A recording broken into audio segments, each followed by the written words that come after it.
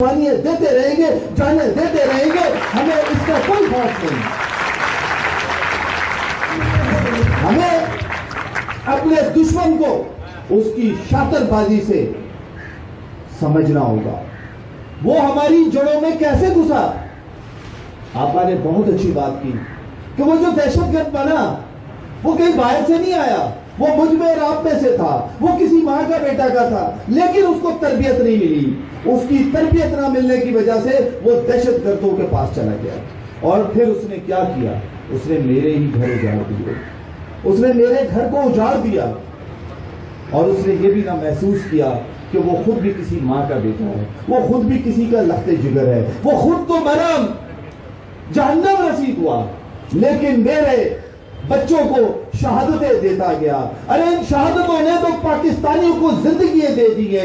ये जो शहादतें हैं एपीएस के शहीदों की, इन्होंने खुदा की कसम मुझे और आपको जीना सिखाया है, हमें बताया कि जीते कैसे हैं। एक इस्लाम जिंदा होता है करबला के बाद और पाकिस्तानी जिंदा होता है एपीएस के शहीदों के बाद।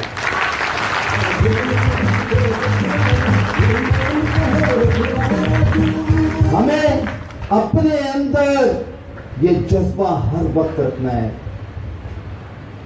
सुल्तान साहब ने एक बहुत अच्छी बात की कि 1965 या 71 की वार में तमाम पुलिस, फौज, रेंजर्स तमाम बॉर्डर्स पे थी और पाकिस्तान के शहरियों की क़यादत जूनियर ब्रिगेड कर रही थी।